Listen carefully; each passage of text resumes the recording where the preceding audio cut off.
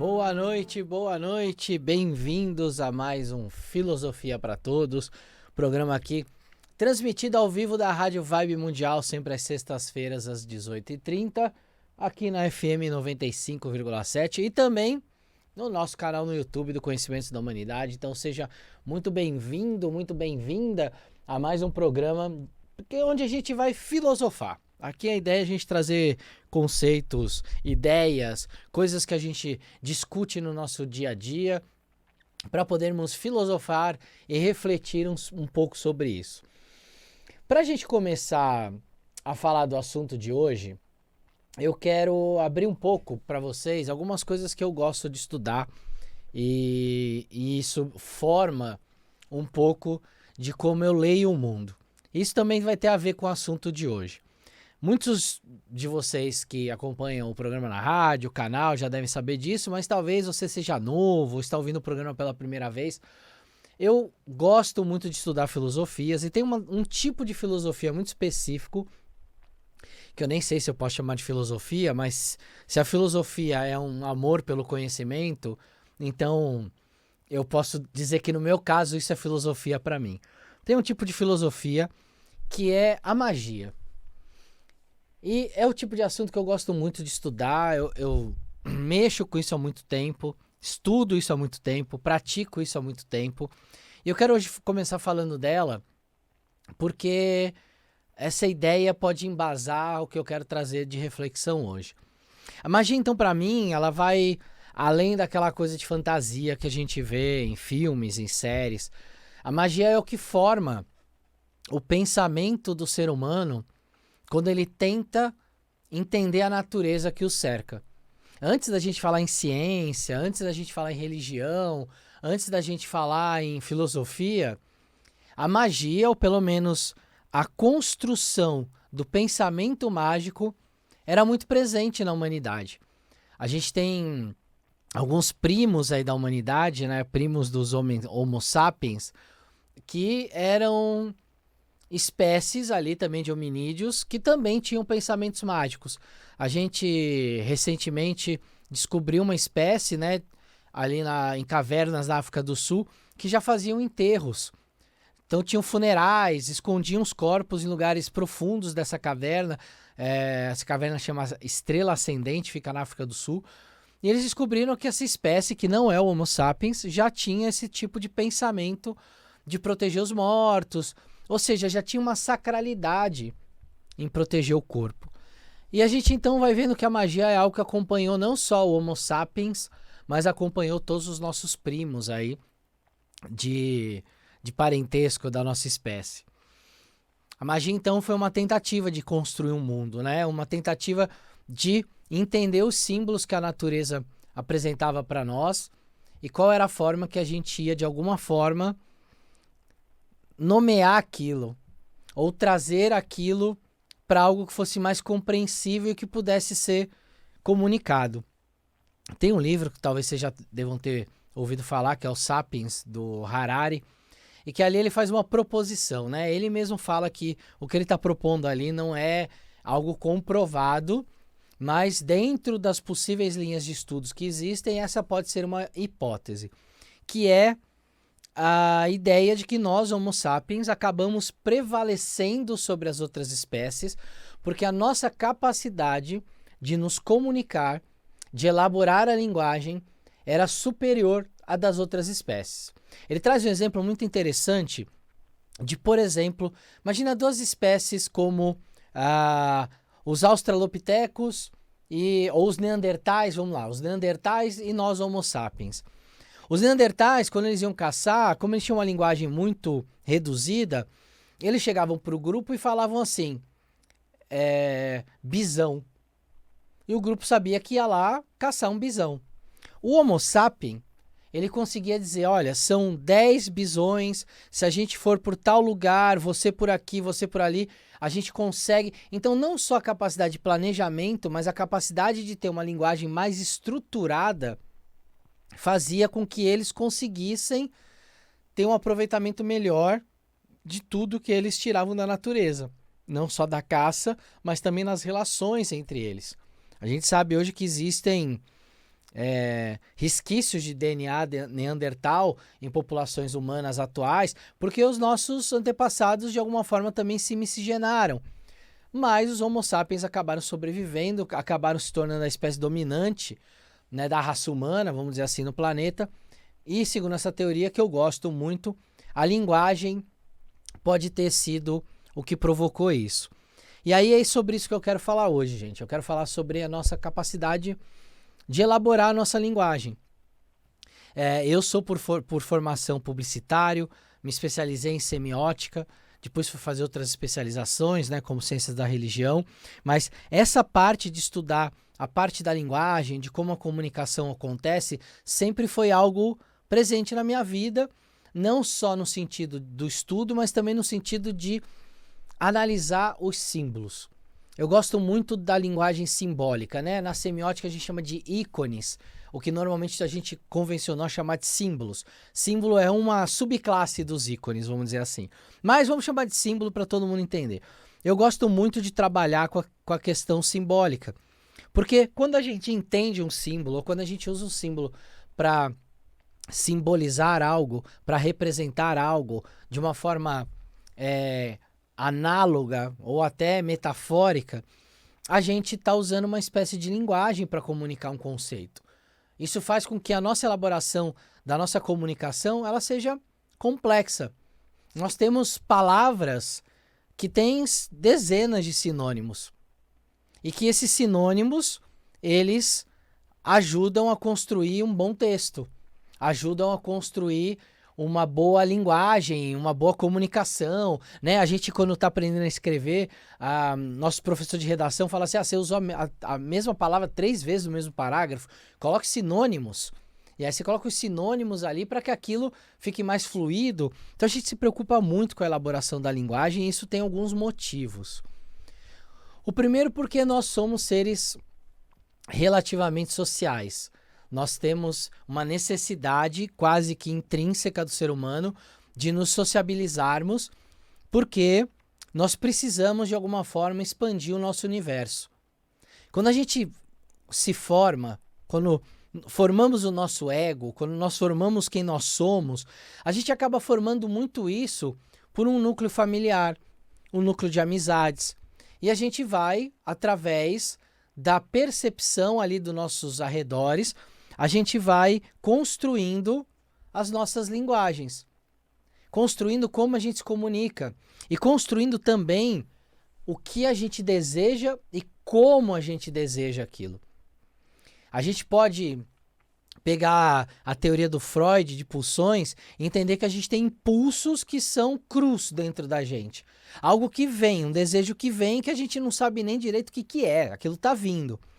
Mas a gente pode pegar, por exemplo, dentro de uma psicanálise lacaniana, do Lacan, a gente pode falar então de uma elaboração dessa linguagem. Então quando eu digo o que é que eu desejo, o que é que eu quero, eu começo a desejar algo porque eu aprendo a elaborar o meu desejo porque eu observo os outros. Quando eu começo a fazer isso, eu começo a dar um caminho para os meus desejos. E aí é a linguagem que faz isso acontecer.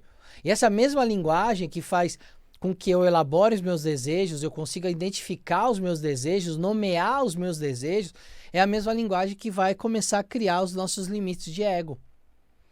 E aí o nosso ego vai ficando limitado àquela linguagem. E é por isso que, voltando à magia, né? Quando a gente fala de magia, a magia ela é um pensamento mágico que ela tem que abrir a nossa cabeça para o mundo. Ou seja, ela é necessariamente uma ferramenta de expansão do nosso eu. Porque a partir do momento que ela entende que o mundo ele é muito mais diverso do que aquilo que eu conheço, eu começo a ampliar o meu eu. O que era antes limitado à minha linguagem ou à minha forma de desejar coisas no mundo, que era limitado porque é o que eu conhecia, vou dar um exemplo. Até, sei lá, uns 20 anos atrás, 20 e poucos anos atrás, ninguém falava em comer tanto comida japonesa. De repente virou uma febre. E tinha gente que demorou muito tempo para experimentar. Porque aquilo não fazia parte do núcleo familiar, da forma como a linguagem da comida tinha se estruturado dentro daquela família, até que você vai e experimenta. E é muito comum ter hoje famílias em que os filhos, né, ou os netos comem comida japonesa e os pais, os avós não comem, porque vieram de outra geração. Ficaram com aquela linguagem reduzida. Esse é um exemplo só para mostrar o quanto é importante a gente perceber o que a gente deseja, claro, mas perceber que muitos dos nossos desejos estão limitados àquilo que a gente conhece ou que formou a gente. A magia, então, como filosofia, não só a magia, mas outras filosofias também propõem isso, propõe uma abertura disso. Uma aceitação de que existe um desejo natural do ser humano de se ampliar. A gente gosta tanto de se ampliar que a gente gosta de viajar, conhecer novos lugares, a gente gosta de conhecer novas pessoas, a gente gosta de ouvir novas músicas, a gente gosta de ter novas ideias, a gente gosta de conversar sobre novas ideias. Porque isso é uma necessidade que a gente tem de ampliação da nossa linguagem. A magia, então, ela vem nesse ponto da ampliação da linguagem, de te tirar de um pensamento às vezes dogmatizado, fechado e propor uma ampliação disso. Então, eu venho de uma família espírita. Eu, durante muitos anos, a minha linguagem religiosa, vamos dizer assim, não no sentido de uma religião estruturada, né? Porque o espiritismo ele é uma doutrina ou uma filosofia, mas a minha linguagem toda religiosa, ou seja, a forma que eu me conectava com o divino, era limitada aos livros que eu tinha lido do espiritismo, ou aos centros que eu tinha frequentado, ou às palestras espíritas que eu tinha ouvido. Eu lembro, quando eu fui a primeira vez num terreiro de Umbanda, aquilo ampliou meu universo. Eu via, às vezes, em alguns lugares, não, Umbanda é de espírito, de pouca luz, não sei o quê, e eu fiquei com aquilo dentro de mim. Eu criei um conceito limitado sobre aquilo. Mas eu tinha um desejo, de uma curiosidade inata minha, de conhecer outras coisas. E eu fui. E quando eu fui, eu vi que aquilo não fazia o menor sentido. De que as entidades eram isso, era aquilo. Pelo contrário, eu fui e conheci uma religião belíssima, com uma estrutura belíssima, com um sistema mágico próprio, né? Que esse sistema mágico aí também imbuído da própria filosofia que vem com essa fé. E aí isso abriu minha cabeça para ir conhecendo outras coisas também. Para abrir a minha capacidade de expressão religiosa. E até que eu cheguei num ponto que eu comecei a estudar a magia. E a magia como uma linha filosófica que me abriu a cabeça completamente para uma possibilidade de estudar e de conhecer muitas coisas diferentes. Isso foi tão profundo, gente, que para mim não foi só escolher algo que eu me identificava e que eu gostava de estudar. Para mim isso foi tão profundo porque eu sempre fui muito curioso. Sempre fui de estudar coisas diferentes, de buscar coisas diferentes. E a magia, quando eu entrei nela e quando eu comecei a perceber como ela funcionava em termos filosóficos, eu vi que ela era justamente um caminho para pessoas curiosas. Eu brinco, né, nos cursos que eu dou, às vezes dou aula de algumas coisas diferentes, e uma dessas aulas é sobre magia, alguns cursos que eu faço sobre isso. Eu sempre falo para as pessoas, abra a sua cabeça, expanda o seu conhecimento sobre as coisas que te cercam. Vou dar um exemplo que eu sempre dou nos cursos de magia. A gente usa alguns objetos recorrentemente na magia. Seja nessas magias que a gente faz no dia a dia, sabe? Aquelas simpatias, ou até para quem trabalha com isso, ou mexe com alguma coisa religiosa, até magias mais complexas, mais cerimoniais. Mas, por exemplo, pegar uma pedra, uma rocha, né? Que é o nome correto. E aí você pega lá uma rocha que é um rubi. O que eu sei do rubi? Que ela é dura e que ela é vermelha. É isso normalmente o que eu sei do rubi, porque eu vejo isso em desenho animado, em filme, essas coisas. Mas na hora que eu começo a estudar o rubi, eu começo a perceber que ele é opaco quando ele não é polido. E aí ele fica numa coloração de um branco com tons avermelhados. Mas aí quando ele passa por esse processo de ser polido, ele se torna aquele vermelho vivo que a gente conhece. Aí eu começo a estudar qual é a formação do rubi, como ele se forma em termos de pressão, em termos de temperatura, aqui profundidade. Eu começo a perceber qual é a estrutura molecular do rubi, porque afinal é uma rocha que se organiza ali de maneiras moleculares diferentes, algumas cúbicas, algumas hexagonais, algumas ortorrômbicas, outras rômbicas, enfim, tem vários nomes para essas organizações, e isso vai me trazendo um nível de aprofundamento naquele símbolo, que é o rubi, na linguagem do rubi, que isso vai expandindo o meu universo sobre o que é um rubi. E aí, a partir desse momento que eu entendo o rubi, eu construo para mim algo muito mais complexo e que me permite ter uma abertura muito maior do que fazer com aquele rubi numa magia, ou de usar ele simbolicamente, por exemplo, nas joias da coroa de algum rei ou de alguma rainha. A ampliação da linguagem, então, para mim, ela foi muito mais além do que só, como eu disse, escolher um caminho. Ela me propôs uma abertura de mundo para um conhecimento muito mais vasto. E isso fez com que eu percebesse o quanto, ao abrir o meu mundo, eu fui buscando nesse mundo referências para que, de alguma forma, esse meu desejo de reconhecer fora de mim as coisas fosse, de alguma forma, saciado dentro de mim por reconhecer aquilo através de um símbolo ou de uma palavra. Quando eu reconheci, então, que eu precisava de uma pedra ou uma rocha, né, que tivesse tal propriedade, que fizesse isso, fizesse aquilo, e aí eu ia procurar e encontrava tal rocha, aquilo de alguma forma atendia um desejo meu. Percebe quando eu construo a linguagem, quando eu sei o que eu quero, o que eu procuro, eu organizo o meu pensamento, a minha linguagem, eu vou e consigo buscar de maneira mais certeira, mais focada aquilo que eu preciso, e vice-versa.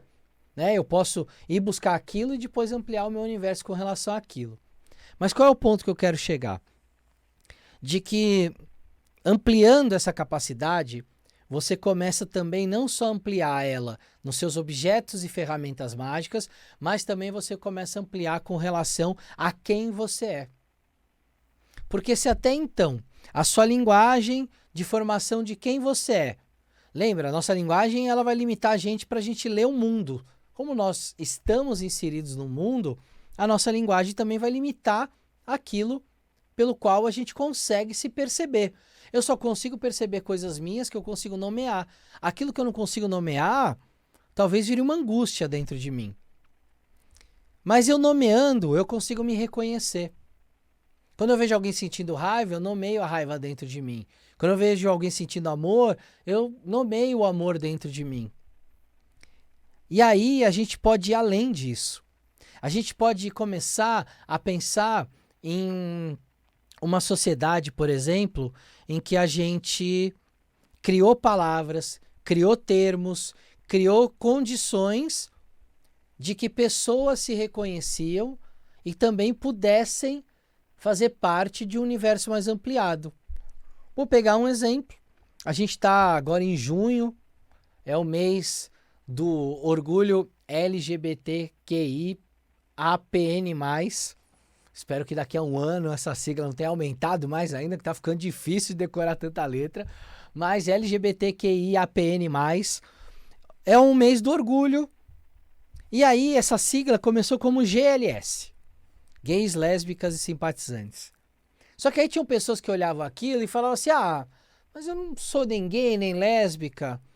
Eu não me enquadro nisso aí. O meu universo está fechado só esses dois termos. E aí essas letras foram aparecendo para ir abarcando essa diversidade. Eu sei que fica às vezes complexo para quem é fora dessa comunidade, como eu, por exemplo, eu sou heterossexual, eu estou teoricamente fora dessa comunidade. Mas, quando a gente começa a olhar para essas letras e essas palavras, a gente vê que nomear algo faz com que um grupo de pessoas que não conseguiam se enquadrar em algo comecem a se sentir partes de algo. Aquilo compõe o ego delas, porque, por exemplo, quando a pessoa fala que ela é de gênero neutro, e até então isso não estava abarcado ali pela sigla GLS ou LGBT.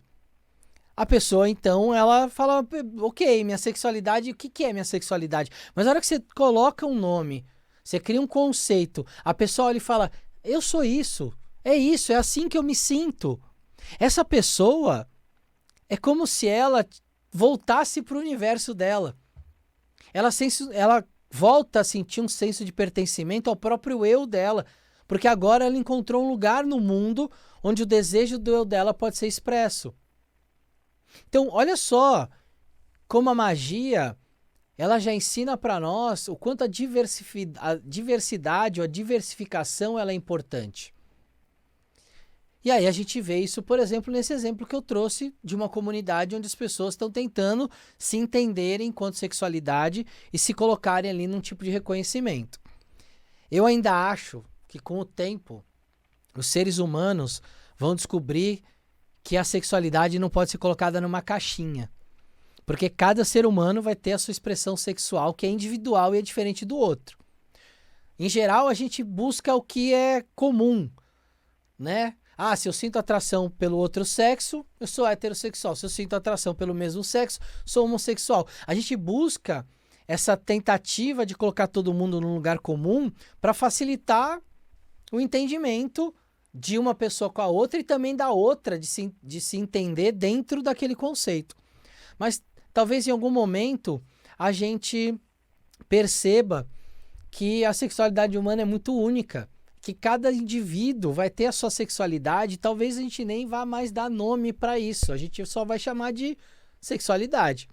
Talvez. Isso aqui é quase uma previsão de futuro que pode nem se realizar. Mas fato é que dentro desse pensamento filosófico mágico, da magia, eu trouxe esse exemplo agora, ainda mais nesse mês que a gente está, para mostrar para vocês o quanto o fato da gente ampliar a nossa linguagem, e a gente querer fazer isso, gente, de querer ampliar a nossa linguagem, de querer conhecer e de querer ir além daquilo que a gente já sabe ou do que a gente acredita que é o certo, quando a gente vai além disso, a gente se abre para um mundo de possibilidades. A gente se abre para um mundo em que, posso dizer por mim, me trouxe muito jogo de cintura para lidar com muitas situações. Me colocou em muitas ocasiões da minha vida de que alguma situação extremamente complexa se apresentava e, por algum motivo, eu conseguia ter uma solução para aquilo.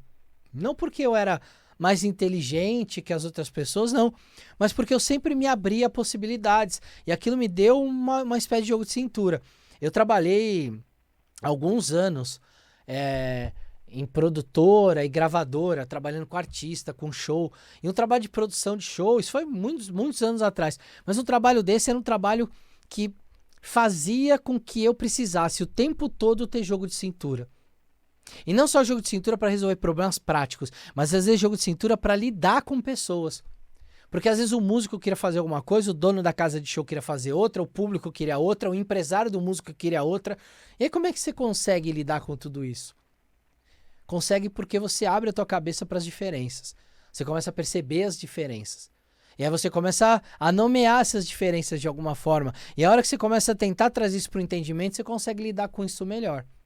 Mas eu precisava sempre me abrir primeiro. Então, minha provocação para vocês, ela tem a ver nesse programa com essa abertura de linguagem, de construção de quem vocês são. Você não sente dentro de você que, de vez em quando, o seu mundo está muito limitado? Não te dá uma vontade de conhecer coisas novas, coisas diferentes? Não te traz ali um desejo de fazer coisas que você nunca fez? Ou de tentar entender por que você está com certas vontades? Acho que todo mundo tem isso, não tem? Acho que isso é do ser humano. Essa curiosidade que a gente tem, que move com que a gente descubra o que a gente quer, por que a gente quer aquelas coisas, os nossos quereres, né, os nossos desejos. Então, se você sente isso, primeira boa notícia é que você está vivo.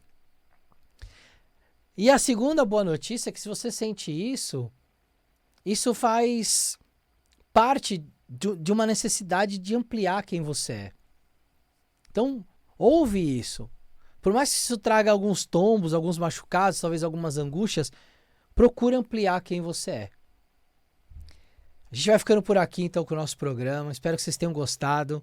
Fica a reflexão de ampliar o mundo de vocês, ampliar a linguagem de vocês, ampliar os limites desse eu que pode ser muito maior do que ele acredita que já é o universo dele hoje. E a gente se vê sexta-feira que vem de novo aqui no Filosofia para Todos ou no Conhecimentos da Humanidade direto do YouTube.